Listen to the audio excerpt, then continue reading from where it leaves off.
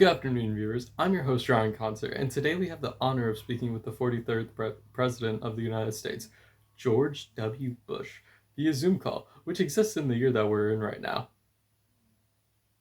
Hi, thank you for having me. It's an honor to be interviewed by such a handsome host via Zoom call, which is definitely a medium that exists in the year that this video is being recorded in. Mr. President, we're here today to talk about one of the most significant and tragic days in modern American history, September 11th, 2001, also known as 9/11. It was a day that changed the course of the nation and the world. Can you take us back to that morning and tell us where you were when you first learned about the attacks on the Twin Towers? Let's see. That morning, I was in a classroom in Sarasota, Florida, reading with a group of elementary students. My chief of staff, Andy Card, came up to me and whispered in my ear that a plane had struck the World Trade Center in New York. At that point, we didn't know whether it was an attack or something more deliberate. Then, moments later, the second plane hit. That's when we knew we were under attack. That must have been an incredibly difficult moment for you, especially with the public eye on you and the gravity of the situation unfolding. What were your initial thoughts in those early moments, knowing that you were leading the nation during such an unprecedented crisis? My initial thought was simply, we need to get control of the situation. But at the same time, there was a strong sense of disbelief. It felt surreal. I knew we had to act quickly, but we also needed to gather all the facts. We're getting reports about other planes in the area. There was a real fear of more attacks coming. So my team and I started planning our next steps while I kept in touch with our president, Channing. And the rest of the government of leaderships was also involved. I'll just like to put that on the record.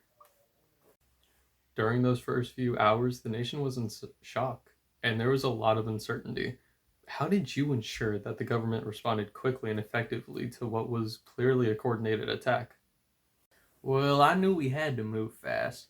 First, we granted all civilian flights across the country who made sure to secure key locations. Air Force One was priority, as was the safety of my family and other government officials.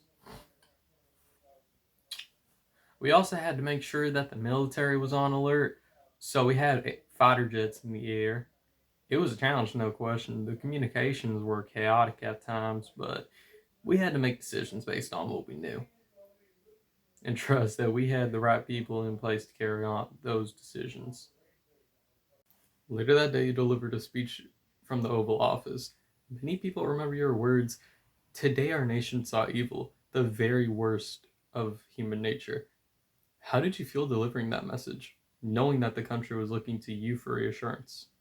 That was a rough moment. I knew that the nation was hurting and people were scared. I needed to be strong for the American people, but at the same time, I wanted to be honest and direct.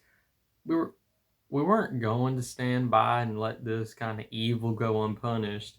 I also wanted to reassure the people that we could come together as a nation, that we were resilient, and that we would rebuild stronger than before. That message of resilience became a defining characteristic of the American response to 9/11. In the aftermath, you and your administration launched the War on Terror and the invasion of Afghanistan. What were the toughest decisions you had to make in those early days and how to respond to the attacks? One of the toughest things was deciding how to balance immediate military action with diplomacy. We knew we had to strike at the heart of the terrorist network, but we also needed to build a global coalition to support us. It was critical to isolate the Taliban regime and make it clear that harboring terrorists would have consequences. At the same time, we wanted to avoid civilian casualties as much as possible. The intelligence we received and the advice from my team was crucial, but the decisions were never easy, even though we had all that with us. As you reflect on the events of that day and the years that followed, what do you think the legacy of 9/11 is for America and the world? 9/11 changed us in many ways. It reminded us that we're not immune to the threats of the world, but it also showed the incredible strength of the American people. We came together not just in our grief, but in our determination to protect our country and our way of life. The way of terror reshaped foreign policy, and it led to lasting challenges in how we approach national security. I think the biggest legacy is a sense of unity and resilience we saw in the face of tragedy. Thank you for sharing that, Mr. President.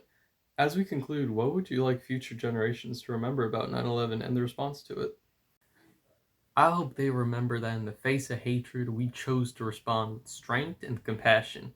We didn't let fear define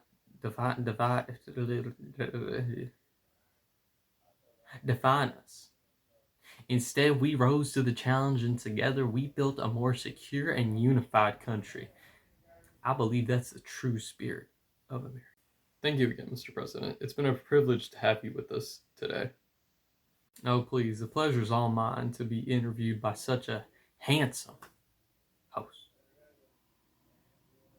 Mr. President, stop. I'm a married man, and so are you. Well, regardless, it's been a privilege to have you with us and hear your thoughts on such a pivotal moment in history. And to our audience, thank you for joining us during this interview. Until next time, on this Zoom call meeting, which exists during the time span of 9/11.